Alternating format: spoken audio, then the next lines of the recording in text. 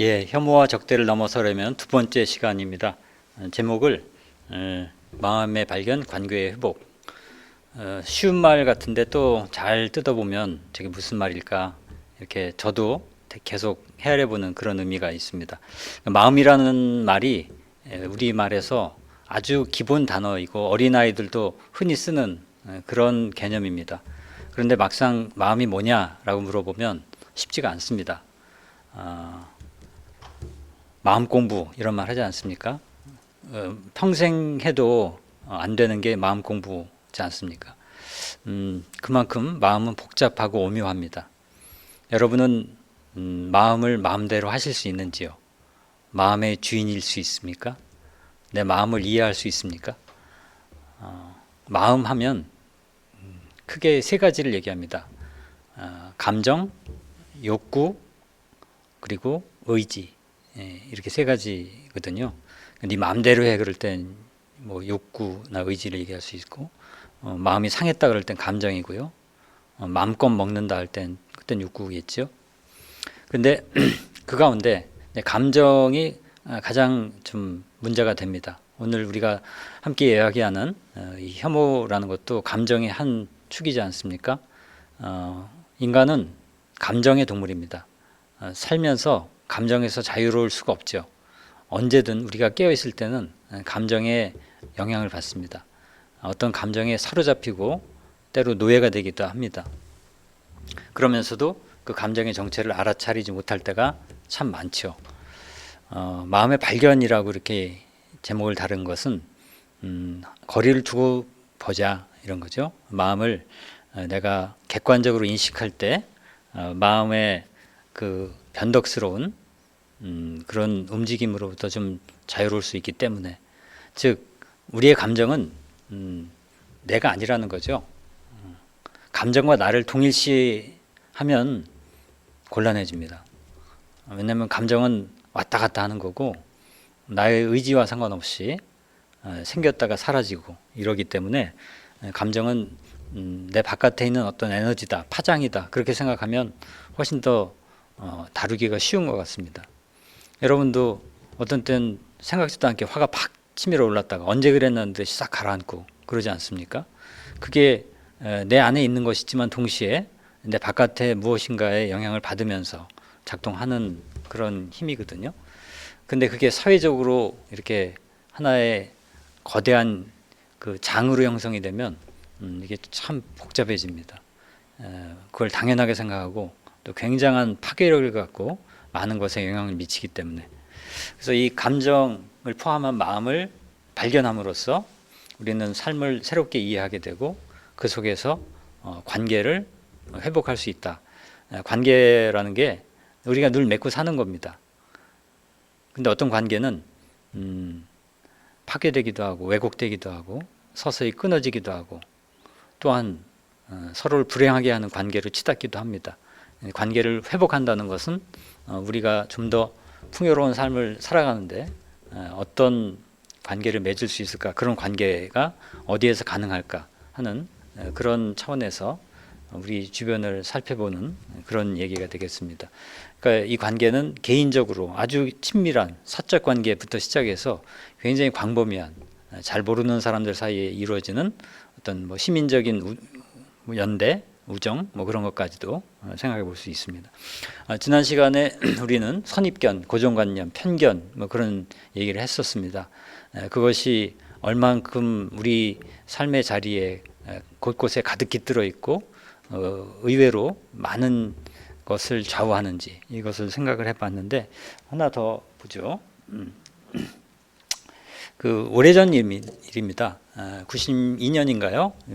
미국의 LA에서 폭동이 크게 일어났었습니다. 그리고 그때 한인들이 거기서 장사를 하고 있었는데 피해를 많이 입었죠. 흑인들이 인종적인 그런 불평등과 차별에 시달리면서 쌓인 불만을 폭력적으로 표출했는데 엉뚱하게도 왜 백인종도 아니고 황인종인, 제가 여기서 이제 인종이란 말 그냥 씁니다. 어쩔 수 없이. 이런 한국 사람들한테 이렇게 불똥이 튀었는가. 정말 그때 재산 많이 잃어버렸거든요. 그리고 한국 교민들이 정 안 되겠다 싶어서 자경단을 조직해갖고 한국 남자들은 또 군대를 갔다 왔지 않습니까? 총을 또 다룰 줄 알아요. 그래서 총을 가지고 아주 군대에서 배운 것 용용해서 자기 가게를 지키고 이런 모습도 그때 텔레비에서 본 적이 있습니다. 자, 근데 이렇게 흑인들이 우리 한국 사람들을 좀 적대시하게 된 배경에는 어떤 당시의 대중문화의 흐름이 좀 있었다는 걸 알게 됩니다. 저도 많이는 안 봤습니다. 아니, 본 적이 없는 것 같습니다. 기억이 안 나는데 아마 한국에 저기 반영이 안 됐을 거예요. 그 Do the Right Thing이라는 그런 제목의 연속 드라마가 미국에서 그때 많이 인기를 누리고 있었다고 그래요. 그 지역에서. 근데 거기에 등장하는 한인들이 이미지가 상당히 이기적이고 자기밖에 모르고 돈만 밝히고 지역사회에 무관심하고 뭐 그런 식의 이미지로 묘사가 됐다고 합니다.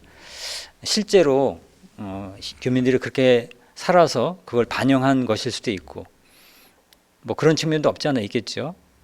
동시에 실제로 그렇게까지는 아닌데 드라마에서 좀 더 이걸 전형적으로 그리다 보니까 그렇게 좀 더 몰아세운 측면도 없지 않아 있겠습니다. 뭐든지 그렇죠. 대중문화에서 뭔가 어떤 캐릭터를 묘사할 때는 현실과의 일정한 긴장이 있을 수밖에 없습니다. 근데 보는 사람들한테는 그게 대중문화다, 저것이 하나의 그냥 가상의 텍스트다 이렇게 생각하기보다는 그냥 그 자체로 현실이 돼버릴 때가 많단 말이죠. 그래서 그들에 대한 생각을 그대로 이제 가져가게 되고 그러다 보니까 실제 현실에서 만나는 한국 사람들도 그런 눈으로 보게 되고 그렇지 않은 한국 사람들 얼마든지 있을 텐데도 오히려 자기가 이미 갖고 있는 틀이 있을 때는 거기에 맞는 사례 정보 그것만 이렇게 선별해서 자기의 생각을 더 강화하는 게 인간의 특징이지 않습니까? 뭐 그런 것도 있었을 것 같아요. 그래서 이런 드라마를 통해 편견이 계속 확대 재생산되고 있었던 그런 상황이다 하는 겁니다. 오바마가 자기가 쓴 자서전에도 이런 말이 나오는데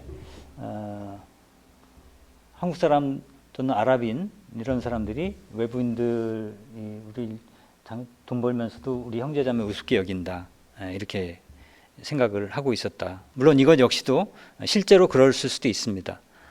또한 약간의 편견이 더 가미해질 수도 있어요. 전 정확하게 모르겠습니다. 그 현지의 사정을, 당시의 상황을. 그렇긴 해도 어쨌든 중요한 것은 여기에 사는 흑인들이 한국 사람들에 대해서 이런 생각을 갖고 있었다는 것. 이것은 매우 중요하다. 그것이 실제이든 아니든 왜곡됐든 아니든 그것이 결정적인 순간에 엄청난 사건을 불러일으킬 수 있었다는 것. 이런 것을 다시 한번 여기서 우리는 확인을 하게 됩니다. 이미지라는 게 있죠. 전형적인 스테레오타입이라고 할까요? 이 사람은 이래, 저 사람은 저래 이런 게 있거든요. 인간은 많은 정보를 이렇게 접하다 보면 이렇게 유형화시킵니다. 그래서 이렇게 전형적인 이미지를 만들어야지 이제 처리가 되는 거죠. 우린 고정관념을 다 갖고 있죠. 고정관념이 없는 사람이 없습니다. 우스갯소리 좀 해볼게요. 인간이 얼마나 자기 생각에 노예가 돼서 사는가. 어떤 사람이 자기는 개라고 생각해요. 개. 정신과에 온 겁니다. 자기는 아무리 봐도 개래요. 사람이 아니래. 먹는 것도 개처럼 먹고 개를 보면 훨씬 더 동질감을 느끼고 사람은 이질감을 느끼고 개래. 의사랑 계속 얘기하는데 의사가 궁금했습니다. 도대체 언제부터 그런 생각이 들었냐? 그러니까 한다는 말이 강아지 때부터요. 이런 얘기를 한 적이 있다고 합니다. 틀에서 못 벗어나는 거죠. 뭐 이런 비슷한 이야기 참 많습니다. 어떤 사람은 또 어떤 이상한 질환에 걸렸냐 하면 이 사람은 자기가 좁쌀이라고 생각해요. 좁쌀.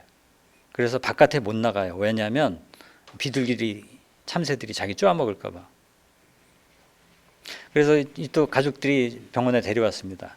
열심히 이렇게 인지치료를 해서 내가 좁쌀이 아니라 사람이라는 걸 겨우 깨닫게 됐어요. 아, 맞아. 난 좁쌀이 아니야. 사람이야. 그리고 이제 치료받고 돌아갔습니다. 근데 집에 갔는데 집에서 또 안 나와요. 가족들이 이상하다. 왜 안 나오냐. 그래서 다시 병원에 데려왔습니다. 의사가 물어봐요. 당신 지난번에 좁쌀 아닌 줄 알지 않았냐? 이제 사람이라는 걸 알게 되지 않았냐? 그러니까 맞다. 그런데 왜 안 나가냐? 그러니까 한다는 말이 그런데요. 비둘기들이 그 사실을 알까요? 그러더라고요. 이런 우스갯소리들은 그냥 웃자고 지어낸 얘기 같지만 대부분 인간의 어떤 전형적인 특징을 잘 보여주는 이 우화들이라고 할까? 그런 거죠. 그러니까 이런 거죠. 뭐 편견에 대한 그런 사례로 나오는 게 이런 겁니다. 어느 동네에 이렇게 쓰레기통이 이렇게 막 뒤진 자국이 이렇게 있다 그러면 잘 사는 동네 같으면 사람들이 딱 보고 뭐라고 하죠? 개들이 또는 고양이들이 지나가다가 다 흐트러놨다 이렇게 당연히 생각하고요. 약간 허름하고 가난한 그런 동네면 역시 이 사람들은 도덕관념, 위생 이런 게 잘 안 돼 있어. 무책임해. 이런 식의 생각을 하게 된다. 그러니까 똑같은 상황을 봐도 해석하는 방식이 달라지는 것. 그건 뭐냐?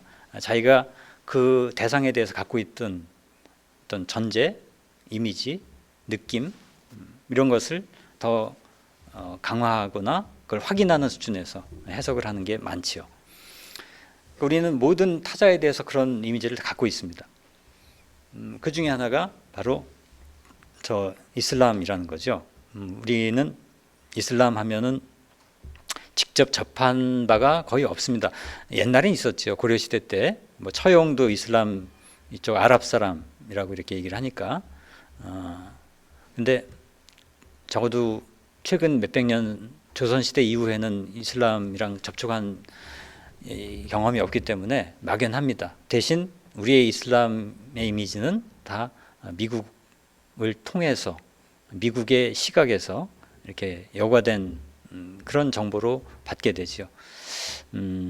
그래서 이슬람 하면 아주 과격하고 공격적이고 테러, 뭐 자살 특공대 뭐 그런 식의 이미지가 굉장히 강합니다. 그래서 오른쪽이 같은 그런 모습들. 유럽이나 미국은 실제로 그런 이슬람의 일부 그런 그룹에 의해서 많은 피해를 받고 갈등을 겪어왔기 때문에 저런 것을 부각시키는 게 당연한지도 모르겠습니다만 우리 역시도 근데 우리는 그것과 다른데도 그쪽을 통해서 이렇게 온다 그런 거죠. 이런 건 뭐 우리 한국의 역사에서도 그래서 중국의 관점에서 오랑캐 여러분 저쪽 오랑캐라고 그러잖아요. 아주 그 흉노족이니 뭐 이런 북방민족에 대해서 굉장히 부정적으로 묘사를 한단 말이에요. 뮬란이라는 그 애니메이션을 보면 그 주인공이 등장할 때하고 그 북방민족이 등장할 때하고 그 캐릭터의 색깔이 달라요. 북방민족 등장할 때는 시커먼 흑백에다가 막 눈썹도 이렇게 올라가고 그렇습니다. 그래서 마치 미국이 자기 중심으로 세계사를 인식하듯이 중국도 정말 중화 중심으로 세계를 보기 때문에 우리도 거기 영향을 받다 보니까 북방민족은 다 아주 막 잔인하고 못 배웠고 이렇게만 생각하는데 그거는 중국의 관점이다 하는 거지요. 근데 이슬람을 놓고 다시 얘기하자면 이슬람은 전 세계에 지금 뭐 20억 가까이 이렇게 있고 굉장히 다양한 그 안에도 그런 스펙트럼이 있습니다. 근데 우리는 오로지 아랍 쪽에 있는 이슬람 이쪽만 생각을 한단 말이죠. 근데 아랍 문화하고 이슬람 문화는 중첩이 되는 거죠. 사실 이슬람 이전에 아랍 문화가 있었던 거고 그래서 우리가 그 지역의 문화는 이슬람 문화라기보다 아랍 문화, 사막 문화 이런 게 많이 있을 수 있단 말입니다. 그러니까 거기가 아닌 이슬람 문화도 있는 거죠. 인도네시아 같은 그런 지역은 또 다른 색채일 수밖에 없는데 우리는 이슬람하면 하나의 전형적인 걸 딱 머릿속에 넣게 되고 그러니까 우린 단순합니다. 기본적으로 단순한 걸 좋아하죠. 복잡하면 골치가 아프니까 그러니까 이런 사람은 이래라고 그냥 다 획일화 시켜버리면 내가 처리하기가 쉬워요. 판단하기가. 그래서 거기에 맞지 않는 건 무시해버리고 거기 맞는 것만 이렇게 채택해서 계속 그걸 강화해야지만 내 정체성 유지가 되는 거죠. 그게 흔들리면 이제 내가 혼란스러워서 좀 불편해집니다. 여러분이 그러니까 어떤 타자라고 할 때 그게 뭐 종교일 수도 있고 아니면 민족일 수도 있고 뭐 계층일 수도 있고 여러 가지 뭐 나이일 수도 있고 젠더일 수도 있습니다만 내가 가지고 있는 어떤 타자에 대한 이미지가 어떻게 형성됐는가 이걸 계속 한번 돌아보는 것. 또한 내가 속한 집단은 어떻게 이렇게 인지가 되고 있는가. 하다못해 집안에서도 부모가 생각하는 자신과 자녀가 생각하는 부모 다르지 않습니까? 남들이 생각해주고 줬으면 하는 대로 생각 안 해주거든요. 난 이렇게 보여지면 좋겠다 생각이 들지만 남들이 그렇게 안 봐주는 경우가 정말 많습니다. 정반대도 있죠. 물론 남들이 이렇게 안 봐주길 바라는데 또 그렇게 봐줘서 너무 이렇게 부풀려진 그런 것도 있을 수 있습니다만, 고정관념이라는 건 그래서 선입견, 편견 이런 것과 거의 이제 계열을 같이 하게 되는데, 뭐 스테레오타입이라고도 할 수 있고요. 어떤 범죄의 구성원들의 속성 그리고 특징에 대해서 사회적으로 널리 공유되는 생각, 믿음, 이미지, 이렇게 이제 간단하게 정의할 수가 있겠습니다. 여기서 중요한 게 범주. 이 범주는 지난 시간에 얘기한 대로 여러 가지 범주가 있다 이거죠. 그러니까 우리가 어떤 한 사람에 대해서 편견을 갖고 있을 때 그 한 사람 1대1의 편견이 아닙니다. 내가 속한 집단과 상대방이 속한 집단, 이걸 갖고 어떤 편견을 갖게 되는 거죠. 예를 들어서 내가 50대 남자, 뭐 전라도 출신, 뭐 전공은 뭐 이렇게 했고 저 사람 뭐 이렇다 할 때 어느 상황에서는 나이가 중요한 범주가 되기도 하고요. 그래서 역시 50대는 꼰대야. 이게 어떤 때는 남자들은 어쩔 수 없어. 역시 뭐 전라도는 어때? 이런 식으로 똑같은 한 사람인데 그 한 사람이 아니라 그 사람을 둘러싼 범주 중에 하나를 꺼내서 그걸 전형화시키는 이런 사고를 작동한단 말이죠. 그 구성원들이 속성과 특징을 갖고 있는데 공통적으로 이 사람들은 다 이래라고 획일화된 이런 게 있는 거죠. 우리 국민성도 마찬가지입니다. 어느 나라 사람 어때? 이런 게 있잖아요. 영국은 신사고 뭐 이런 거 많죠. 일본 사람 어떻고. 어느 나라나 다 그걸 가지고 있습니다. 근데 실제 그걸 살펴보면 얼마나 다양합니까? 그 안에. 한국 사람이 어떻다고 하지만 같은 한국 사람끼리도 천차만별이잖아요. 그럼에도 불구하고 또 외부에서 보는 한국 사람들의 전형적인 이미지가 있죠. 그걸 부인할 수는 없어요. 그래서 그 차이와 같음을 계속 이렇게 견주면서 이것을 좀 이렇게 하나의 예비적인 개념으로 봐야 되는데, 그러니까 고정관념을 내가 갖고는 있지만 의심을 해봐야 된다는 거죠. 뭐 그게 다가 아닐 수 있어라고 생각하는 게 지성인인데, 보통 이제 그런 성찰이 안 되면 고정관념을 그냥 절대시하고 그걸로 밀어붙이다 보면 그게 충돌할 때 돌이킬 수 없는 그런 비극이 일어납니다. 그 생각과 믿음과 이미지, 이게 다 비슷하게 얽혀 있는 문제입니다. 생각이 완전히 관념적인 것 같지만 상당히 이게 시각적으로 드러나는 이미지. 여러분이 어떤 나라 사람 생각하면 시각적인 게 떠오르지 않습니까? 그 밑에는 또 그들에 대한 우리 나름의 믿음이 있어요. 그 사람들이 이렇다라는 그런 아주 정형화된 그런 틀이 있다, 그런 거죠. 자, 앞 시간에 제가 이 질병에 대한 이야기 잠깐 지나가면서 했습니다. 건강이라는 것으로 인해서 요새 많은 담론들이 이제 쏟아지는데, 아픈 사람들이 이야기가 자기 경험의 그 진술로 요새 이제 질병 서사 이런 말을 합니다. 또 질병권 이런 말도 해요. 질병권, 아플 권리. 이상한 권리죠. 아픈 것도 권리인가? 아프면 되지 않아? 근데 아플 권리는 뭐냐면 아파도 인간으로서 무시당하지 않을 권리, 그런 거죠. 아파도 서럽지 않을 권리. 근데 실제 그게 어렵다는 거죠. 그러니까 이런 책이 몇 년 전에 나왔습니다. 이 책 이후에 많이 계속 이어지고 있는데, 이 작가는 잘 살다가 어디 외국의 팔레스타인 쪽인가 자원봉사 하러 가서 거기서 이유 알 수 없는 어떤 병에 걸려서 지금까지도 계속 고생을 하고 있습니다. 병이라는 게 이유를 알 수 없는 게 참 많죠. 의학이 아무리 발달해도 치료는커녕 원인조차 밝히지 못하는 거 되게 많습니다. 저도 그런 걸 하나 갖고 있는데 밤에 잘 때마다 이렇게 막 열이 올라오는데 알 수가 없어요. 진짜 매일 밤에 그것 때문에 시달리는데 병원 아무리 가봐도 해결이 안 돼요. 그냥 그러고 사는 겁니다. 근데 뭐 그건 죽을 병이 아니니까 그냥 고생하면 되는데 이분은 훨씬 더 이렇게 무슨 병인지 정확하게 안 밝히는데 하여튼 굉장히 힘든 병인가 봐요. 이렇게 어떤 때는 외출이 안 되고 사회적 활동도 힘들 정도로 그렇게 아픈 것에 계속 이제 시달리고 살아요. 근데 그걸 이제 뭐 어차피 안 된다니까 의학적으로는 그냥 견디고 사는데 문제는 몸이 아픈 것만이 아니라 그런 아픈 몸을 바라보는 사회적인 시선 이것을 이 사람은 얘기하고 있습니다. 우리가 흔히 이 건강에 대해서 하는 말들 있잖아요. 당연시되는 그런 생각들이 얼만큼 이런 사람들이 힘들게 하는가 하는 건데요. 이분이 책에서 이렇게 정리한 게 이런 거 있어요. 긍정적인 아픈 사람 같지 않아. 그러니까 얼핏 보면 이런 거죠. 너 아프지만 전혀 아픈 것 같지 않아. 아픈데 어떻게 긍정적일 수가 있어? 좋은 뜻에서 한 말일 거예요. 근데 듣는 입장에서는 상당히 자기를 이렇게 차별하는 그런 말로 들리는 거죠. 아픈 사람은 긍정적이면 안 되나요? 여기 뭐가 깔려 있어요? 아픈 사람은 부정적이어야 돼, 어두워야 돼, 이런 거. 그다음에 열등감이 없네. 장애인 등록자 같지 않아.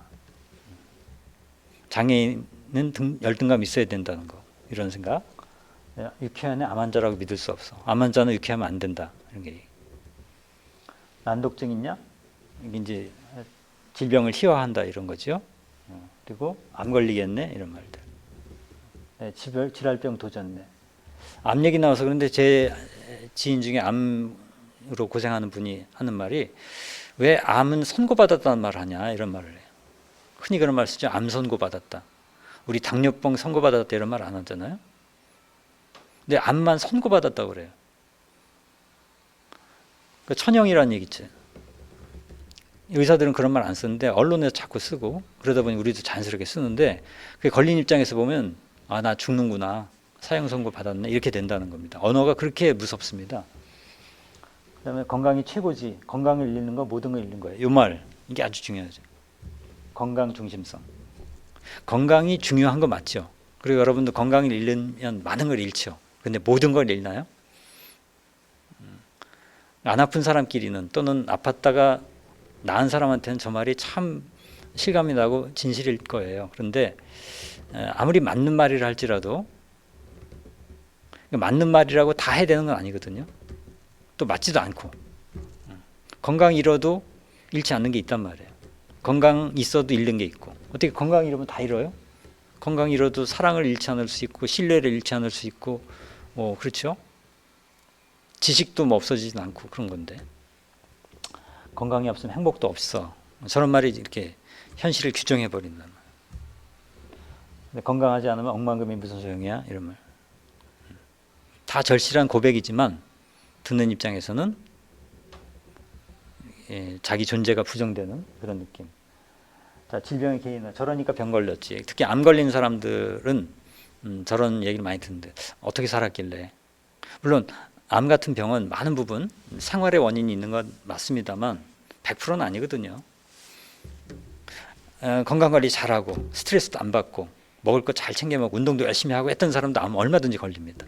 확률적으로 낮을 뿐이지. 또 반대로 건강관리 정말 안 하고 정말 술담배 다 먹고도 안 걸리는 사람 너무 많고요.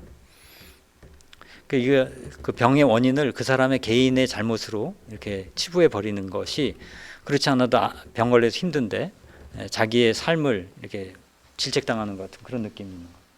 조심했어야지. 젊은 사람이 왜 암에 걸려 이런 말. 아껴서 하는 말이겠지만 저것도 역시 그 사람을 질책하는 몰아세우는 이야기가 됩니다. 어떻게 살았기에 저 집은 암 환자가 여럿이야 뭐 이런 말들 이런 등등 몇 가지만 전형적으로 드러낸 것 뿐입니다만 이게 바로 고정관념이고 통념인 거죠. 건강에 대해서 또는 환자에 대해서 우리가 갖고 있는 이미지 이것이 있으므로 우리 사회의 질서가 유지가 될 수도 있지만 또한 그로 인해서 그 질서 때문에 힘든 사람도 있는 겁니다. 여기서 말씀드린 질서는 이런 구조적인 체계적인 시스템이 아니라 의미의 질서, 생각이라는 것도 하나의 질서거든요.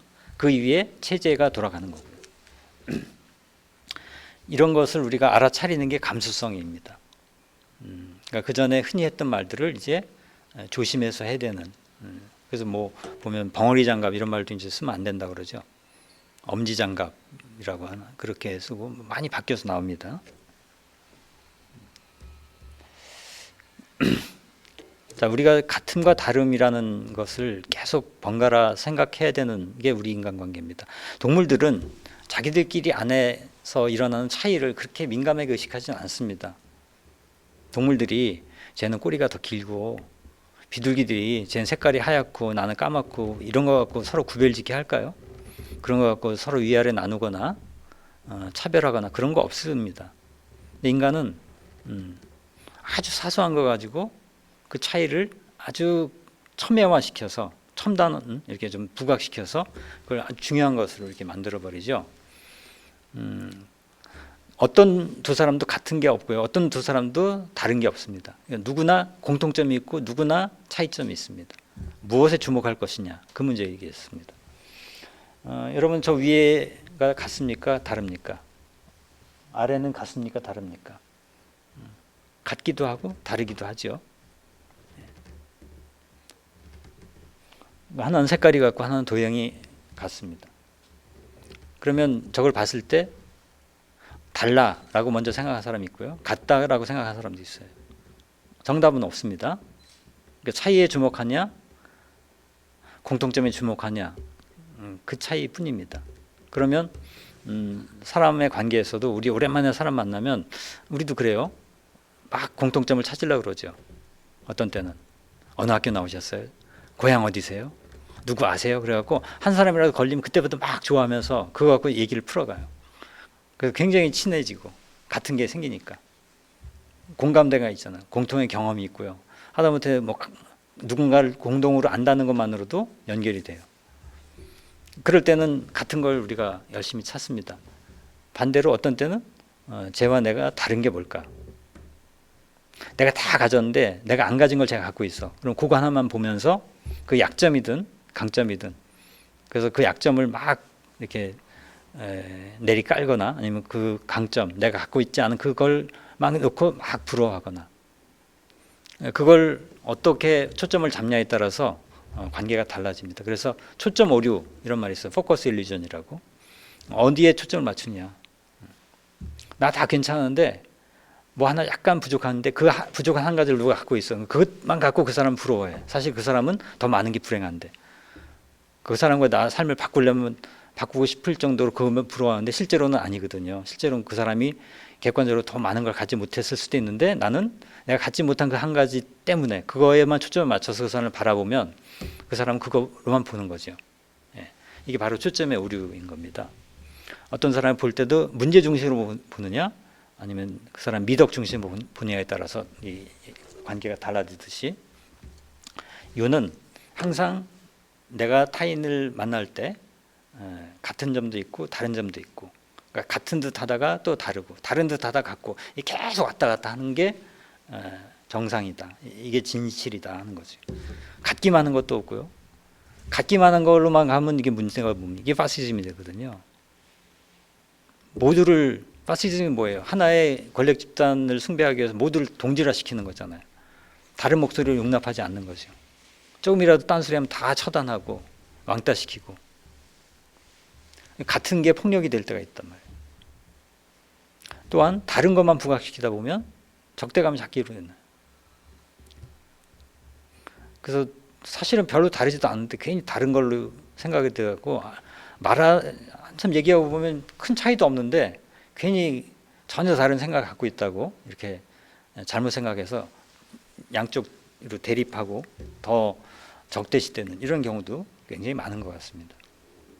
그러니까 의심을 해봐야죠. 너무 같다고 생각할 때는 아니야 다를지도 몰라. 우리는 늘 같다고 생각하는데 다른 게 있어. 그걸 주목해봐야 되는 거예요. 또 너무 다르다고 생각할 때 아니야 같은 게 또 있을 수 있어. 이 두 개를 항상 이 두 개의 렌즈로 작동시킬 때 어느 한쪽으로 치우치지 않는다 하는 얘기입니다. 그러려면 구체적인 사람으로 마주해야 됩니다. 앞 시간에 그 난민 예멘 난민 얘기 드렸었죠. 그때 한국인들 사이에서 난민 인정하면 안 된다고 많은 여론이 있었다고 말씀드렸습니다. 그때 그러면 이거 어떻게 극복할 거냐? 국가가 나서서 국민들을 설득하는 것도 방법이겠지만 또 언론들이 여러 가지 홍보도 필요하겠지만 이런 프로젝트도 있었습니다. 제주도에서 이쪽은 예멘 난민들이고 이쪽은 청소년 젊은이들이 이렇게 앉아서 뭐 하는 것 같아요? 서로의 얼굴을 자세하게 그려주는 겁니다. 그래서 이런 그림들이 나오는 거죠. 이름도 쓰고. 그러니까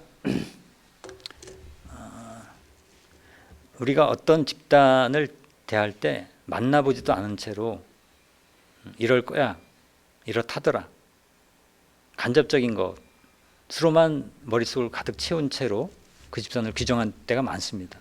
근데 막상 만나보면 그게 아니거든요. 그런 측면도 있지만 그냥 이 사람은 이 사람일 뿐이야. 한 인간, 고유한 존재로서 나한테 다가오는 겁니다. 그런 실존적인 만남이 없이 관념에서 이미지로만 또는 이데올로기에 이렇게 덮어 씌워진 채로 어떤 집단을 규정해버리면 이게 점점 더 대립각이 심하게 세워질 수밖에 없다, 그런 겁니다. 그래서 예멘 난민에 대해서도 편견이 어떻게 집단에 따라 다르게 드러나는가 이런 것을 이렇게 조사해 봤는데 육체 노동자들이 오히려 편견이 없었다, 이런 얘기가 있었어요. 몸으로 이렇게 근로하는 노동자들 있잖아요. 근데 그분들이 왜 그럴까 생각해 보니까 실제로 많이 접하거든요. 일터에서. 대학생들은 외국 이주 노동자들을 접할 일이 없습니다. 근데 노동자들은 자주 접하죠. 접하다 보면 뭐 똑같네 사람.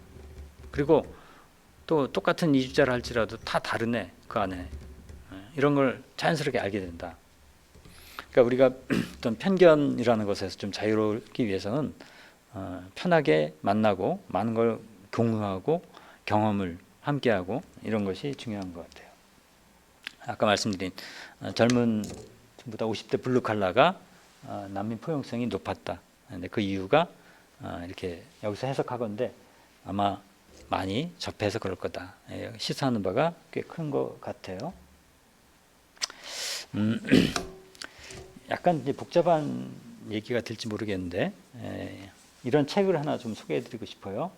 상자 안에 있는 사람, 상자 밖에 있는 사람이라는 책이 있습니다. 오래전에 나왔는데 제목이 좀 묘하죠. 알듯 말듯 그런, 원래 제목은 저건 아닙니다만 내용을 살려서 번역 제목을 붙였습니다. 상자가 뭘까? 상자가 우린 자기 틀이 있다는 거예요. 그리고 그 틀 안에서 잘 안 나온다는 거죠. 그리고 그 틀은 한번 만들어지면 점점 더 강해지는 경향이 있다. 상자는 점점 더 두터워지고요, 높아지는 그런 속성이 있다는 겁니다. 근데 그 상자는 나만 갖고 있는 게 아니라 상대방도 갖고 있어요. 서로 자기 상자 속에 들어가서 생각을 강화하고 대립을 격화시킨다, 그런 거예요. 이 책에는 이런 게 있어요. 한 예화로 쭉 끌고 나가는데 부부가 있습니다. 부부가 아기를 키워요. 아이는 이제 난 지 얼마 안 돼요. 밤에 자주 깨요. 울어요. 그러면 돌봐줘야 돼. 아내는 하루 종일 집에 있었지만 그래도 애 보느라고 힘들었고, 남편은 직장에서 하루 종일 일하느라고 힘들었고, 둘 다 힘든 상황인데 밤에 자는데 애가 운다. 자, 둘 중에 하나 일어나서 아이를 돌봐야 하지 않겠습니까? 그건 두 가지 상황입니다. 남편이 아이 우는 소리를 들었다 그럴 때 두 가지 선택이에요. 내가 아이 돌봐야지. 아내는 힘들 거야. 하루 종일 봤는데 밤에는 쉬어야지라고 돌볼 수도 있고요. 반대로 난 힘들었어. 오늘 좀 쉬어야 돼. 아내는 직장 생활도 안 하고 집에서 하루 종일 있었잖아. 어쨌든 애기 잘 때 낮잠도 잤을 테고. 그러니까 내가 애기 소리 들었지만 아내가 깨겠지 하고서 그냥 눈 감고 있는 겁니다. 요새 말로 아주 나쁜 말로 쌩깐다 이런 말이죠. 네, 그럴 수 있어요. 두 가지 선택 중에 하나를 할 거예요. 그죠? 중간은 없어요. 중간은 있을 수 있겠지만 하여튼 두 개로 생각해 봅시다. 그러면 어떤 선택을 하냐에 따라서 그 상대방, 여기서 낸시라고 했습니다. 아내를 보는 눈이 달라진다는 거예요. 자, 내가 눈을 감고 계속 버티는 겁니다. 아내가 일어나서 아이를 돌봐주기를 기대하고, 근데 아내도 안 일어나요. 그럼 아내가 바로 일어났으면 문제가 없어요. 근데 아내도 안 일어나고 나도 안 일어나요. 그럴 때 남편은 아내를 뭐로 보기 시작할까요? 이렇게 보는 겁니다. 아내는 게으르고 인정하고 감사할 줄 모르고 둔감하고 속이는 나쁜 아내. 자기는 희생자, 근면하고 중요하고 공정하고 자상하고 좋은 남편. 이렇게 된다. 이게 상자라는 거예요. 그래서 선택을, 자기 생각을 따르고 따르지 않아요. 여기서 생각은 사실은 내가 돌봐주는 게 맞아 라는 생각을 따랐으면 이렇게 안 가요. 근데 그 생각 안 따르고 자기 배반을 했거든요. 물론 진짜로 아내가 돌봐야 되는 상황일 수도 있고, 그 얘기가 아니고 지금은 사실은 남편이 돌보는 게 맞는 상황이라고 볼 때 남편이 그 생각을 따르지 않고 자기 배반할 때, 자기 배반을 어떻게 하냐? 자기 배반은 끝나지 않고 상대방과 자기를 보는 눈을 만들어서 자기의 선택을 정당화한다는 겁니다. 내가 내 자신을 배반할 때 나는 생자 속에 들어간다. 나는 자기 배반에 빠진다. 다른 이의 결정을 부풀린다. 자신의 장점을 부풀린다. 자기 배반을 정당화하는 것들이 가치를 부풀린다. 비난한다. 이렇게. 자, 중요한 건 뭐냐면요. 우리 이렇게 생각하죠. 생각이 먼저 있고 행동한다고 생각하죠. 꼭 그렇지 않습니다. 행동이 있은 다음에 생각이 따라오는 경우도 많아요. 행동을 정당화하기 위한 생각을 갖다 붙이는 거죠. 애를 때리잖아요. 부모가 어쩌다 홧김에 확 때렸어요. 그러면 자기 배반을 안 하면 어떻게 되냐? 돌아가서 내가 좀 심했네. 애가 그 정도 잘못하는 게 아닌데 내 분을 못 이겨서 때렸다는 걸 알아차리고 다신 그러지 말아야지. 또는 아이한테 뭐 사과를 할 수도 있고요. 근데 그렇게 하면 자기 배반한 게 아니에요. 근데 어떻게 해서 보통은 걔가 맞을 짓을 했어. 그래서 걔가 맞을 짓을 하는 것만 계속 찾아요. 그래야지만 자기가 애를 때린 게 정당화되거든요. 그래서 아이를 상자 속에 넣죠. 쟤는 맨날 공부도 안 하고 게임만 하고 아버지한테 반항만 하고, 또 이제 똑같아. 나는 돈 버느라 희생했고 아버지로서 충실하고, 이렇게 쫙 두 가지 상자를 만들어서 강화시켜 간다는 거예요. 이게 무섭습니다. 그러니까 어떤 행동을 한다는 건 그렇게 간단하지가 않아요. 연인 사이에서도 사랑을 고백하고 나서 사랑의 감정이 더 커지는 경우 많아요. 이해가 되시나요? 감정이 생긴 다음에 고백하는 경우도 있지만, 고백을 하면서, 고백을 듣고서가 아닙니다. 고백을 하고 나서 그 고백이, 내가 고백한 행위가 나의 사랑을 더 부풀려 올리는 경우도 굉장히 많아요. 그때도 하나의 상자죠. 좋은 의미의 상자일 수 있겠습니다. 그래서 저쪽을 다시 보면 생각과 느낌, 여기 똑같아요. 그러니까 뭐 다른 상황 다 집어넣으면 마찬가지입니다. 여러분이 이거 관련된 뭐 다른 유튜브에 많은 자료들이 있을 텐데요. 여기 핵심은 이거예요. 현실 감각을 왜곡시키면서 자기를 정당화하는 상자에서 빠져나오자. 그러니까 정치적인 대립에서도 마찬가지죠. 완전히 죽일 듯이 저 집단은 인간 말종이고 지구상에 사라져야 돼라고 생각이 드는 만큼 그렇게 적대시하는 집단, 정말 그럴까요? 100%? 근데 그렇지 않다는 걸 냉정하게 생각해보면 알 텐데, 그럼 다 부인하고 그런 걸 제거하고 오로지 악마화하기 위한 쪽만 있는 거죠. 내가 저 집단을 척결해야 되고 증오해야 될 이유만 서로 찾고 있는 겁니다. 이게 상자입니다. 이 상자라는 비유가 많이 도움이 돼요. 아주 개인적인 관계에서, 여기는 부부지 않습니까? 국제관계에서도 그렇고요. 똑같습니다. 전 이 책 읽고 나서 가끔 이게 내가 지금 상자 속에 들어가고 있지 않나 돌아보게 될 때가 있습니다. 어떻게 될까요? 이렇게 들어가려고 할 때 멈춰야죠. 잠깐 시간을 가져야 됩니다. 냉각을 좀 시켜야 돼요. 근데 이게 여럿이 있을 때 더 안 돼요. 여럿이서는 아까 필터 버블처럼 여기 상자가 필터 버블 같은 거예요. 계속 같은 걸로 강화시키는 이런 기제로 가니까, 그래서 집단이 위험하다는 거죠. 거기서 다른 소리 했다가 이건 완전히 아웃당하니까. 그러니까 집단 간의 혐오와 적대 안에도 이런 상자의 원리가 담겨 있는 걸 생각하면서 어떤 상자가 우리를 지배하는가, 나는 어떤 상자에 그동안 들어갔다가 빠져나왔든가 또는 빠져나오지 못했든가, 이런 생각을 해보기 바랍니다. 다른 집단을 이렇게 볼 때 문제는 아까 차이와 다름, 다름과 같음, 이런 말씀 드렸습니다만, 우린 상대방을 규정하려고 그러고 뭔가 범주를 묶으려고 그러고 나와의 차이를 부각시키려고 합니다. 그런데 그게 딱 그렇게 명료하지가 않아요. 미국 사람 어떻고 한국 사람 어떻고 이게 간단치가 않습니다. 또 어떤 차이가 드러날 때 그걸 어떻게 해석해야 될까, 그런 게 참 곤란할 때가 많거든요. 그때 어떤 태도를 취해야 되냐라고 할 때 문화지능은 이렇게 얘기합니다. 자신과 교류한 상대의 문화적 가치 기준과 태도에 적절하게 반응할 수 있는 기술. 자, 나와 다른 집단, 그럼 집단에 속한 사람, 그의 기준에 따라서 그의 태도에 맞게 적절하게 반응할 수 있다 하는 것. 그러니까 아이를 상대할 때 아이 기준에 맞춰서 우리는 당연히 얘기하잖아요. 아이가 산타크로스가 있다고 믿으면 거기에 맞춰서 산타크로스 선물을 준비하는 게 당연하죠. 지금 3살짜리 어린애한테 산타크로스 그 거짓말이야 라고 하는 어른은 이건 이상한 사람이죠. 아이의 세계에서는 그 기준이 맞습니다. 마찬가지로 다른 집단, 다른 문화도 그런데 여기서 중요한 건요, 자질, 그러니까 기술과 자질인데 제가 강조하고 싶은 건 여기 자질에서 모호함을 견뎌낼 수 있는 정도나 융통성, 요겁니다. 여기 이 전체에서 제가 이제 강조하려는 게 모호함이라는 거죠. 애매함, 모호함. 이걸 견딜 수 있다. 창의적인 사람들은 애매함을 견디는 능력을 갖고 있다, 이런 얘기를 합니다. 그런 말 들어보셨어요? 애매함을 견딘다. 이상한 말 같죠?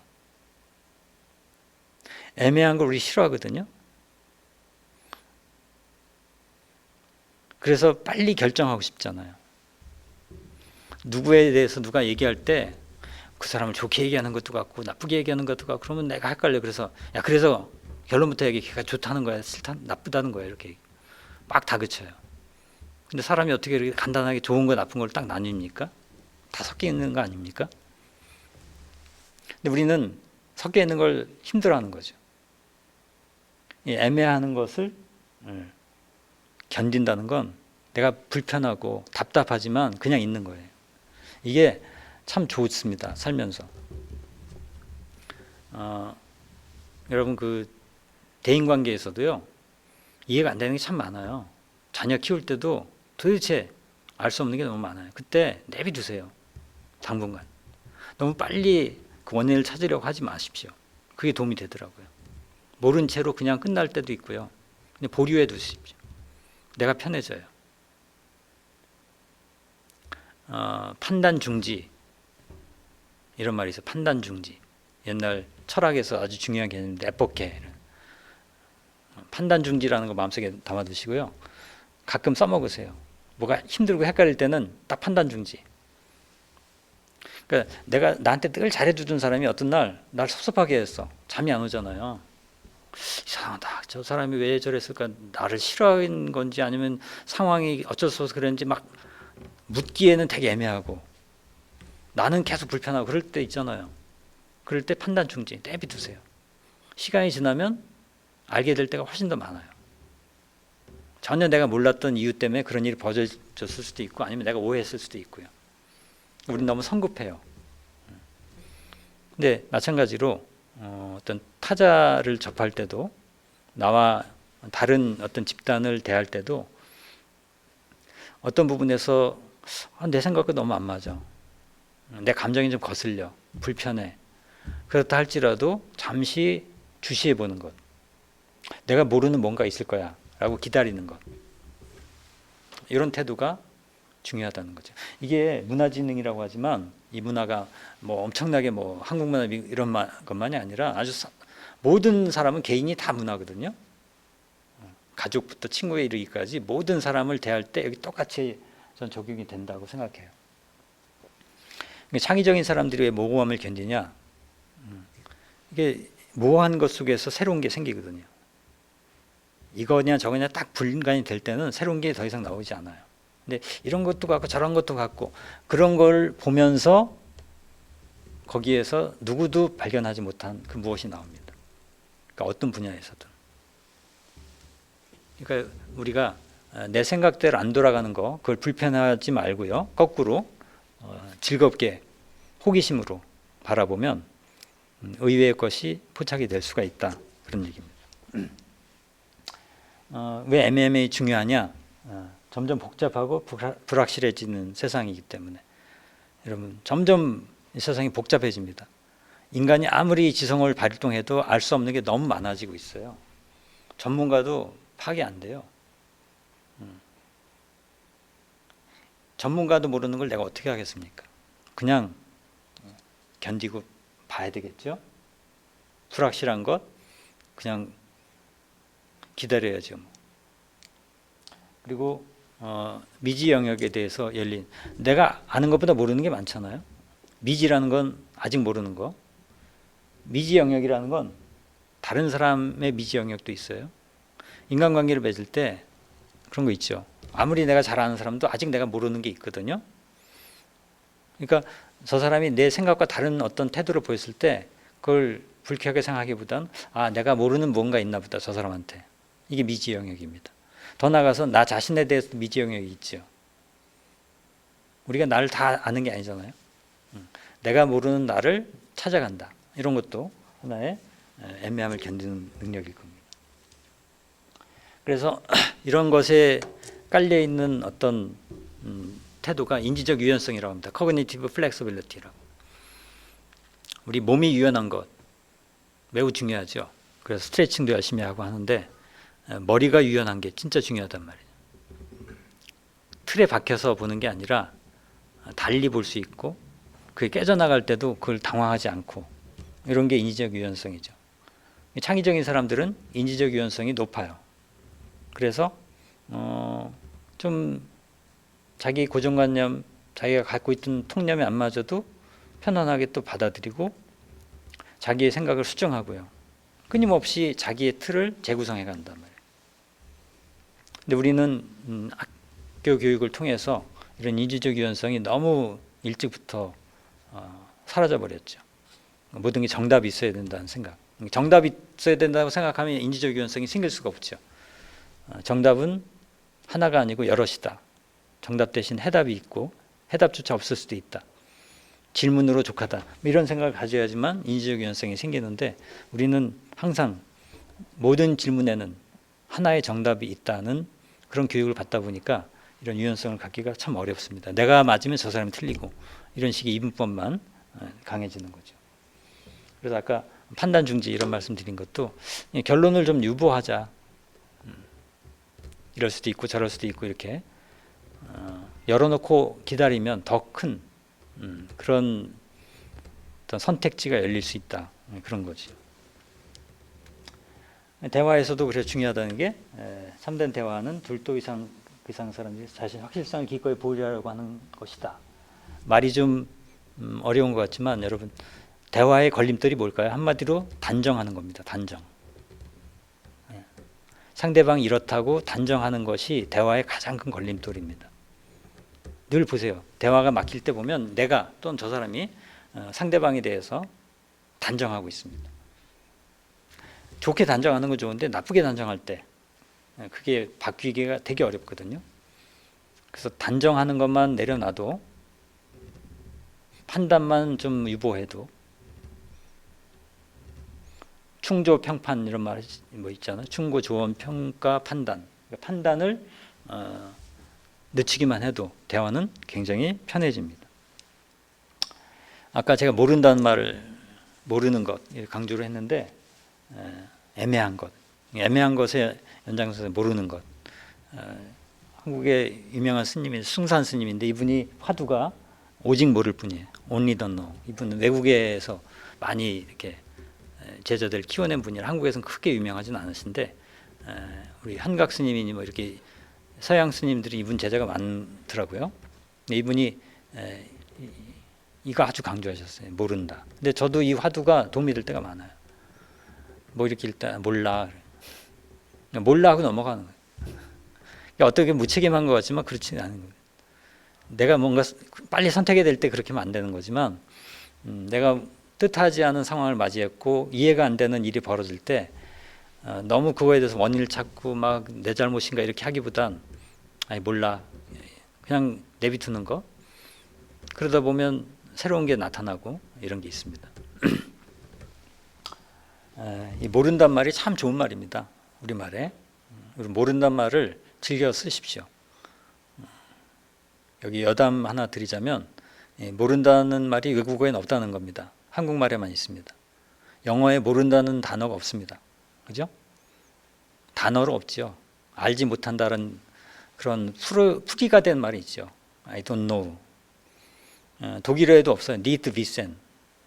알지 못한다. 불어도 느사바르바. 다 이렇게 알지 못한다밖에 없어요. 모르다라는 단어 자체가 없어요. 근데 서양어만 그래요. 동양어도 그래요.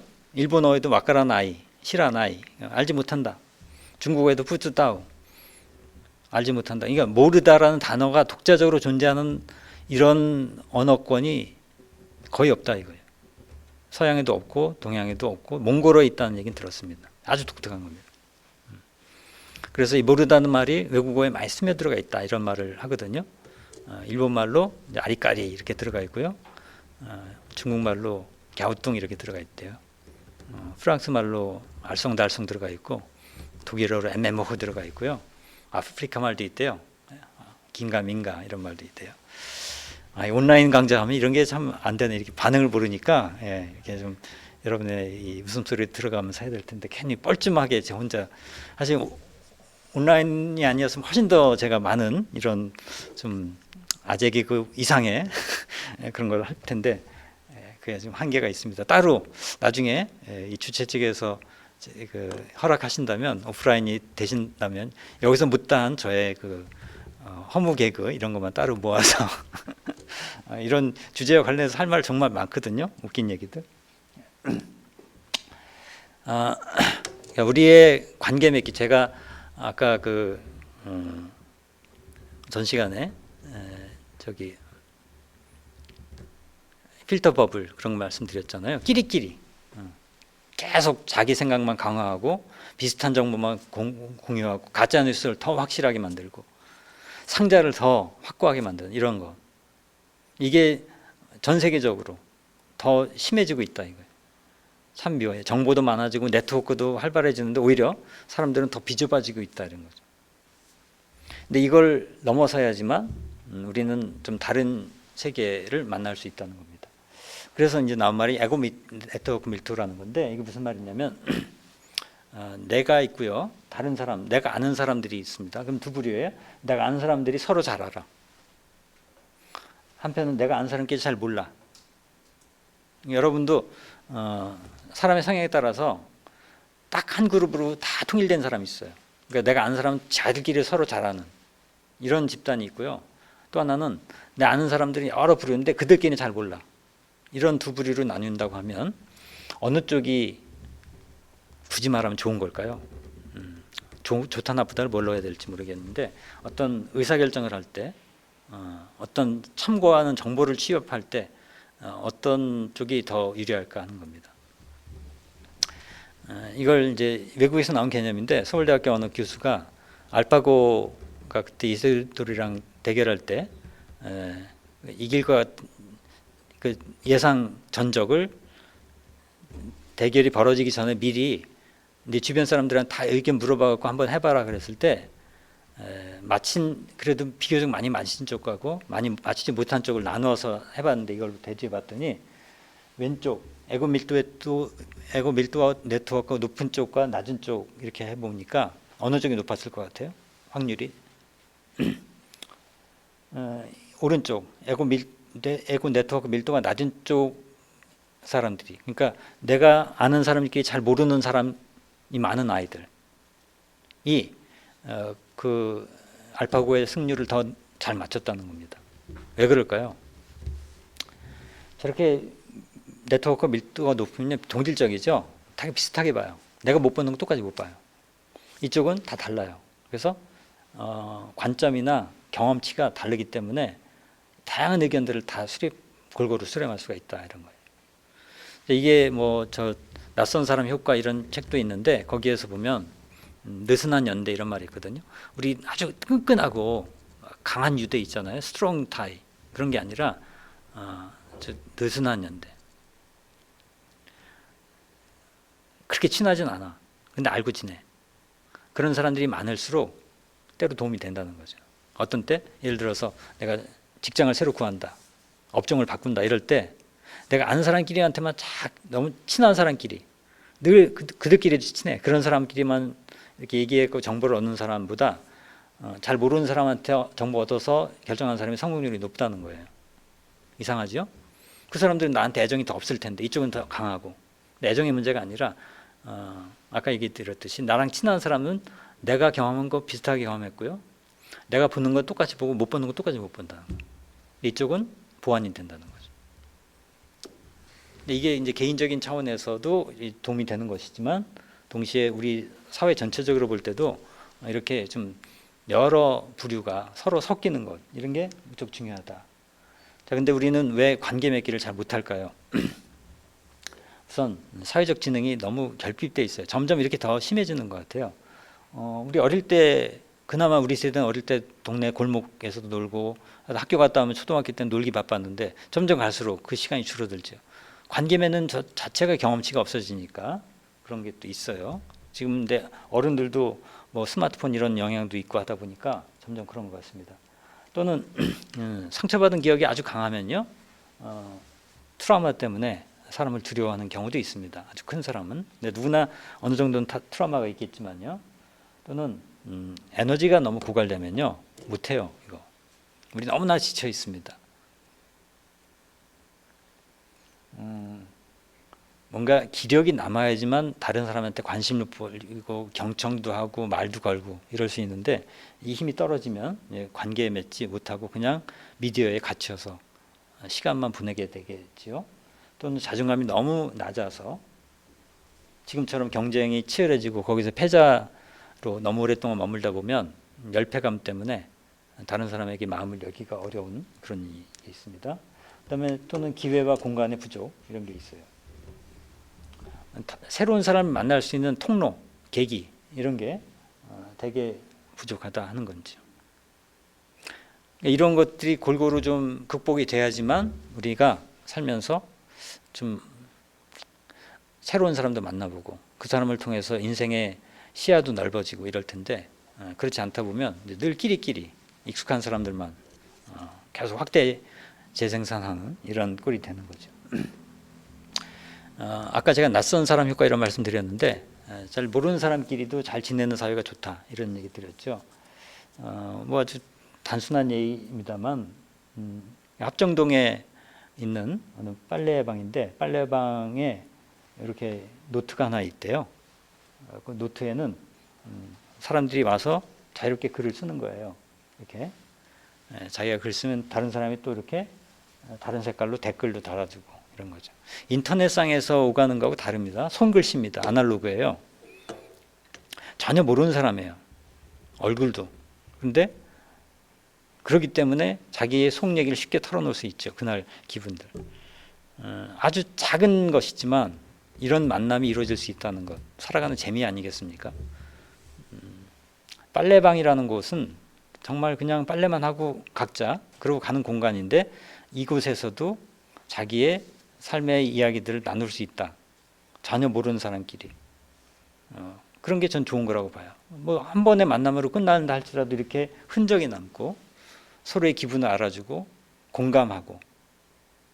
그러니까 라디오 같은 거 듣다 보면 청취자들끼리 이렇게 사연을 주고받고, 그러니까 물론 진행자를 통해서지만 전혀 모르는 사람끼리 연결이 되는 거 있잖아요. 그러니까 옛날에는 어차피 아는 사람끼리밖에 만날 수가 없었어요. 근데 지금은 모르는 사람이랑 만날 수 있는 그런 회로가 늘어났습니다. 근데 인터넷은 이게 좀 아까 전 시간에 그 악플 얘기도 했지만 상당히 위험해질 수가 있어요. 근데 이런 데는 그런 위험은 좀 적죠. 여기다 악플 달기는 어렵거든요. 예. 아날로그는 역시 그런 힘이 있는 것 같습니다. 또는 이런 것도 재밌게 봤는데 니트 컴퍼니라고 그러. 이게 니트라는 건 백수잖아요. 일도 안 하고 교육도 안 받고 영국에서 나온 말인데 훈련도 안 받고 그런데 백수이지만 백수가 잘못하면 완전히 사회적으로 고립되잖아요. 근데 그렇게 되지 않도록 이들끼리 스스로 회사를 만들어서 이렇게 정기적으로 모임을 갖는 걸 제가 기사에서 봤어요. 전 참 재밌다는 생각이 들었습니다. 굉장히 자존감이 낮지 않겠어? 어디 가서 뭐 나 백수 내세울 것도 없고 사람들 피해 다니기 바쁠 텐데 그러다 보면 점점 더 사회로부터 멀어지죠. 근데 그런 사람들끼리 이렇게 모여서 자기들의 세상을 함께 또 만들어가는 거예요. 사운드 멋있잖아요. 뭐라도 되겠지 이렇게. 예. 이런 식의 좀 배짱. 그러니까 스스로 자기의 삶의 공간을 만드는 것. 그러니까 이런 게 안 된 채로 혼자서만 계속 자기 열등감에 사로잡혀 있다 보면 이게 파시즘이 되기 쉽습니다. 파시즘의 뿌리는 열등감이에요. 두려움이고요. 그러니까 이런 열등감과 두려움의 뿌리를 우리 사회에서 많이 좀 제거시켜야 된다는 거죠. 낯선 사람끼리 연대 이런 거 여러 사례를 볼 수 있습니다만 몇 년 전에 화제가 됐던 여러분 많이 들어보셨을지 모르겠는데 민섭이가 민섭이를 여행을 보내준다 이런 재밌는 사건이 있었습니다. 둘 다 김민섭 동명이인이에요. 오른쪽 김민섭은 글을 많이 쓰시는 문학 평론가 김민섭이고 저쪽은 이제 잘 유명하지 않은 분인데 어떤 일인가 하면 오른쪽에 김민섭이라는 분이 후쿠오카에 여행 가려고 10만 원짜리 왕복 10만 원짜리 되게 싼 티켓을 구입해서 가려고 했었는데 아이가 갑자기 아픈 바람에 못 가게 됐습니다. 취소를 하면 되는데 싼 티켓은 환불 조건이 나쁘죠. 싼 대신. 그래서 알아봤더니 2만 원밖에 돌려받을 수가 없대요. 8만 원을 날리게 된 겁니다. 여러분 같으면 어떻게 하시겠어요? 8만 원이라 2만 원이라도 건지자 할 수도 있겠지만 8만 원이 아깝잖아요. 그래서 이분은 어떤 생각을 했냐면 이 티켓을 대신 누구한테 주면 되지 않을까. 팔기는 그렇고 주려고 보니까 이름이 이미 들어가 있어요. 이름을 못 바꾼대요. 그 김민섭이라야만 가요. 어떻게 할까요? 김민섭을 찾으면 되죠. 인터넷의 힘이 여기 있습니다. 그래서 인터넷에서 김민섭을 찾습니다. 한자 영어 이름 똑같이 해서. 근데 3일 만에 나타난 거예요. 그 저 사람이에요. 둘이 전혀 몰랐던 사람이에요. 내가 이런 이유로 여행을 못 가겠는데 티켓 주겠다. 갈 사람 와라 해서 만난 겁니다. 만났는데 문제는 그 다음에 저 사람은 10살 어린 청년인데 여행 경비가 없는 거예요. 여행 경비가 없으면 오지 말았어야지. 일단 티켓 준다니까 발짝 집은 거죠. 와서 얘기 들어보니까 여행 어떻게 갈라 했더니 돈이 없다는 거예요. 오른쪽 김민섭이 어떻게 하지? 또 인터넷에서 올린 거예요. 자, 이러이러한 스토리가 있습니다. 김민섭 여행 보내주려고 하는데 돈이 없네요. 펀딩을 했죠. 목표 100만 원, 달성 250만 원. 예, 3일 만에 2.5배 달성을 했습니다. 전혀 모르는 사람들이죠. 이게 스토리의 힘이기도 하고요. 인터넷이 아니었으면 불가능한 일이죠. 우리는 그런 선한 의지가 있습니다. 모르는 사람이라 할지라도 뭔가 저 청년 저렇게 티켓 구했는데 가면 좋겠는데 이런 마음이 그 인지상정으로 있는 겁니다. 그런 마음들을 어떻게 모아낼 건가. 이게 우리 사회에 앞으로 굉장히 중요한 힘이 될 겁니다. 저기에 돈 보내준 사람 중에는 때론 굉장히 이기적인 사람도 있을 거예요. 사람이 항상 이기적인, 항상 이타적인 그러지 않거든요. 그러니까 사회 분위기에 따라서 이렇게 형성이 됩니다. 네. 아파트 경비 아저씨들 항상 문제가 되죠. 갑질당하고 자살도 하시고 막 그러는데 그런 가운데 이런 아파트도 있습니다. 해고하지 말라고 이렇게 주민들이 나서서 그러면 그렇게 갑질한 아파트와 이런 아파트 주민 모두가 다르냐 그런 거 아니지 않습니까? 그 중에 어떤 분이 더 중심이 되고 다른 사람들은 가만히 있고 이런 거에 따라서 전혀 다르게 될 거예요. 그래서 여기 방금 그 경비하는 아저씨가 왜 이 아파트에 계속 계셔야 되는지를 이렇게 길게 써서 직접 아파트에 붙여서 사람들을 설득했던 거죠. 그러니까 혐오와 적대를 넘어선다는 것은 아주 작은 것, 아주 구체적인 것에서부터 시작되는 거다. 그 경비원 아저씨의 삶이 내 부모님의 삶이고 그렇게 눈에 들어온다면 함부로 그렇게 해고하거나 그러지 못하지 않겠습니까? 자, 이 차이라는 것, 혐오와 적대는 항상 어떤 차이를 부각시키면서 생겨나는 건데 그 차이를 넘어서기 위한 많은 시도들이 있었습니다. 종교가 가장 그런 적대심의 충돌 현장 중에 하나지 않습니까? 우리나라는 예외입니다. 우리나라는 종교 전쟁이 거의 없다시피 하죠. 기독교인들이 가서 뭐 부처님 코 자르고 그 정도 귀여운 수준이고요. 서양은 뭐 진짜 오랫동안 전쟁을 해왔잖아요. 가장 평화를 지향해야 될 종교가 가장 폭력적이 되는 이런 아이러니를 우리 역사 속에서 많이 보게 되는데 저거는 종교 집회 장소입니다. 여러분 보시기에 무슨 종교 집회 장소 같아요? 내부는 이렇습니다. 기독교일까요? 유대교일까요? 이슬람교일까요? 불교일까요? MIT 공과대학에 만들어진 채플인데 정답은 없습니다. 특정한 종교와 상관없이 어떤 종교를 가진 사람이든 와서 예배를 드릴 수 있도록 이렇게 만든 디자인이죠. 굉장히 고민을 많이 한 흔적이 보입니다. 딱 보시면 그죠? 뭐 불교든 기독교든 이슬람교든 무슨 종교가 와서 굿은 안 되겠네. 샤만은 안 될 것 같고 웬만한 종교는 다 여기서 될 것 같아요. 이런 식의 시도들. 그 전에는 어차피 한 공간에는 하나의 종교만 있었기 때문에 다른 걸 생각할 필요가 없었어요. 근데 지금은 어차피 전 세계가 섞이잖아요. 한국에도 이제 이슬람교가 점점 많아질 겁니다. 그러면 이게 비극적 충돌로 가지 않기 위해서는 잘 융화돼야 돼요. 공존해야 되고 서로 인정하는 이런 게 필요한데 그런 것은 말로만 하는 게 아니라 이렇게 구체적인 디자인으로도 나타나는 거죠. 이것도 비슷한데 인도의 로터스 템플 이것도 인도 하면 뭐 힌두교라고 생각하지만 여기도 이게 세계 만민이 와서 어느 종교와 상관없이 다 자기의 신성한 그 대상을 기릴 수 있는 그런 것이라고 합니다. 로터스니까 연꽃이죠. 보편적이잖아요. 특정한 종교에 얽매이지 않을 수 있는. 한국에는 이런 게 아직 필요 없는지 모르겠습니다만 언젠가 이런 것도 우리한테 고민이 돼야 될 것 같습니다. 이런 시대에 우리가 살고 있는 거죠. 21세기는 지금까지 각자 흘러왔던 그런 문화적인 그 전통들이 다양하게 만나고 또 접합되고 때로 충돌하는 그런 시대이기 때문에 그게 파국으로 가지 않도록 오히려 더 그 시너지가 나면서 더 높은 세계로 향상될 수 있는 그런 계기를 만들어야 되는 것.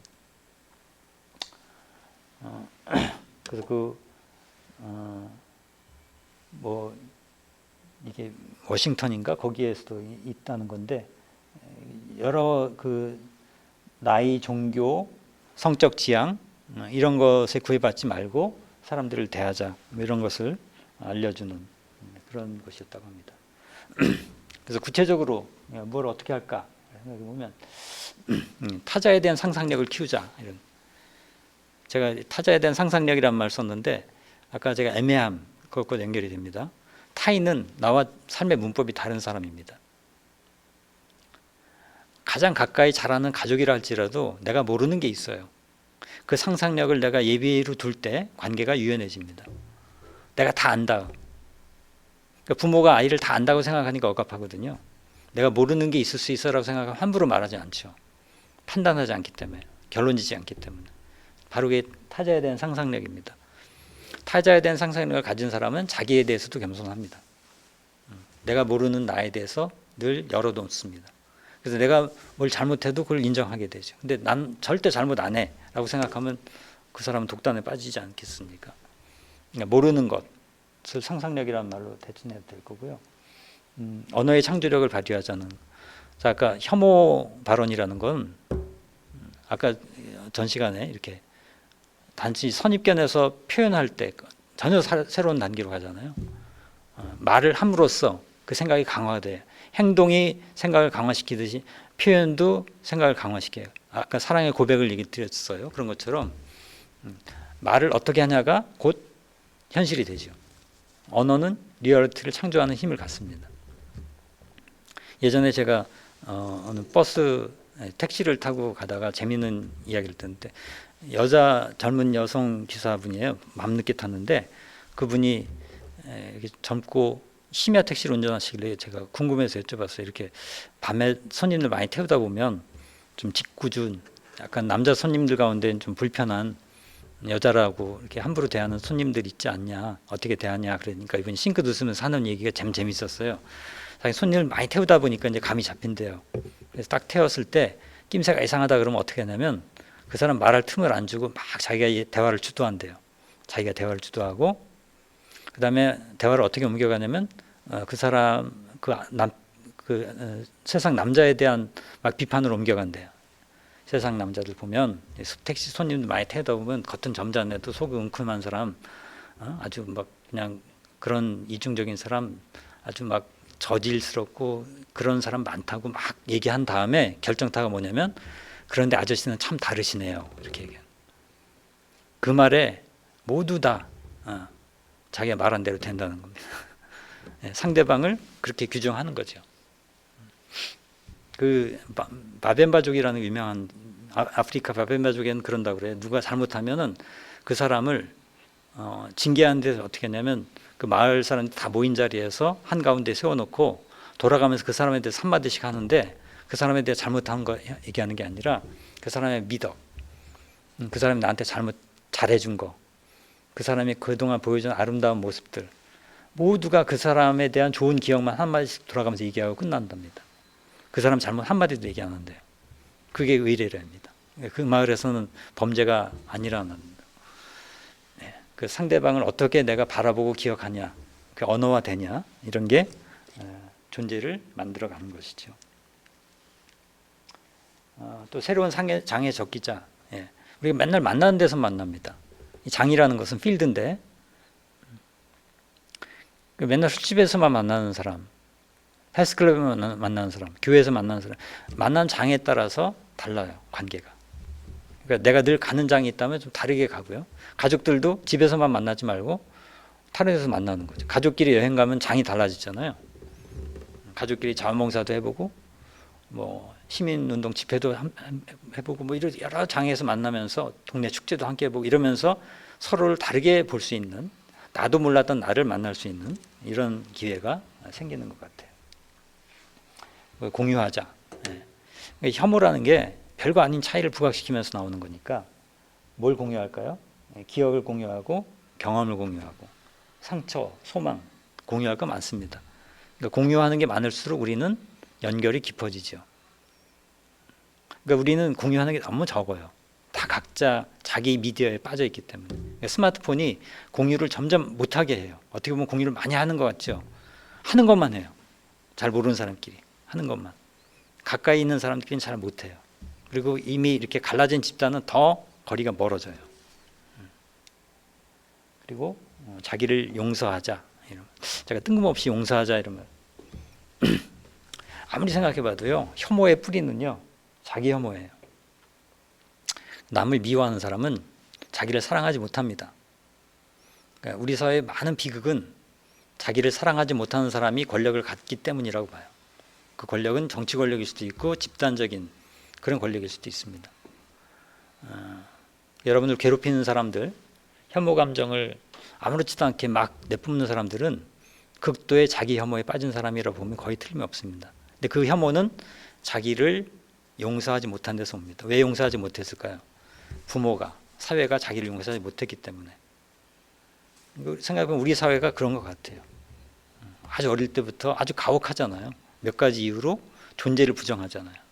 그게 열등감으로 쌓였다가 적개심으로 돌변하기도 하고요. 공격적으로 나타나기도 하고 그런 겁니다. 그 궁극적으로 우리는 어떻게 자기를 용납할 것인가, 그럼으로써 남도 환대할 것인가, 그 문제로 나갈 거라고 봅니다. 그 동양 고전의 논어에서 핵심적인 가르침 중에 하나죠. 화의부동. 군자는 뭐죠? 덕망과 학식을 함께 갖춘 게 덕망이 군자입니다. 군자는 어울리되 같지 않은, 달라 근데 어울려. 근데 소인은 뭐죠? 불이화동. 그러니까 어떻게 되죠? 불화이동. 같은데 어울리지 못하는 거. 이게 그러니까 사실 별 차이도 없는데 맨날 싸워. 이게 소인배고요. 군자는 정말 달라. 근데 잘 어울려. 그 중간은 뭐겠습니까? 같은데 잘 어울리는 사람과 다른데 어울리지 못하는 게 중간이고요. 같은데도 못 어울리는 게 소인배라는 거죠. 레벨이 4개예요. 같은데도 못 어울려. 별것도 아닌 것 같고 괜히 이만한 차이 갖고 맨날 싸우는 게 소인배고요. 차이가 커. 근데 잘 어울려. 그게 화의부동. 이게 군자의 경지다. 몇천 년 전에 나온 이야기지만 오늘 우리한테도 큰 울림이 있는 것 같아요. 그러니까 이 혐오와 적대를 넘어서기 위해서 우리가 지향해야 될 인간상 중에 하나가 아닐까 싶습니다. 작년에 노벨 문학상을 받은 시인, 미국의 시인이 쓴 시 중에 하나로 오늘 강의를 마무리하겠습니다. 나는 지금 두려운가? 그렇다. 하지만 당신과 함께 다시 외친다. 좋아, 기쁨의 모험을 걸자. 새로운 세상의 살을 내는 바람 속에서. 아주 간단한 시 전문은 아닙니다만 여기에 보면 기쁨의 모험을 걸자. 영어로 risk joy 이렇게 나오거든요. 기쁨의 모험을 건다. 이런 표현이 시인이 아니면 나오기 어렵죠. 우리는 모험하면 아주 굉장히 거창하고 정말 위험하고 그런 것만 생각하는데 기쁨도 모험의 대상이 될 수 있다. 그 얘기는 기쁨이 그렇게 간단하게 얻어지는 게 아니다. 기쁨을 얻기 위해서는 우리가 잘 모르는 사람한테도 말을 걸어야 되고 내가 좀 비웃음 당할 수 있는 위험을 무릅쓰고 손을 뻗어야 될 때도 있고요. 배신당할 각오를 하고 관계를 맺어야 될 때도 있고요. 그런 걸 겪지 않으면 인간은 사회를 만들어갈 수 없을 거라는 생각이 듭니다. 또 그러는 과정에서 그걸 넘어서면서 기쁨도 얻어지는 게 아닌가. 저는 그렇게 해석이 됩니다. 이 시가. 자, 지난 시간, 이번 시간 합쳐서 제가 혐오와 적대에 대해서 우리 역사 속에서 또 우리 현실에서 아주 익숙한 주제였습니다만 우리 개인적인 체험, 마음의 깊은 그런 구석구석 살펴보면서 한번 성찰해 봤는데 어떠셨는지요? 여러분의 생애 경험들 또 앞으로 인생에서 지향하는 소망들 그런 것을 살펴보시는 데 도움이 됐었으면 좋겠다는 생각이 듭니다. 저도 이걸 준비하면서 많은 걸 새롭게 공부하게 됐고요. 여러분 직접 얼굴로 뵙지 못했습니다만 여러분은 저를 알기 때문에 어디선가 저를 보게 되면 혹시 알아봐 주신다면 이 강의를 들었다고 한다면 제가 굉장히 반갑게 여러분 인사 나눌 수 있게 될 것 같습니다. 예, 2시간 동안 들어주셔서 고맙습니다.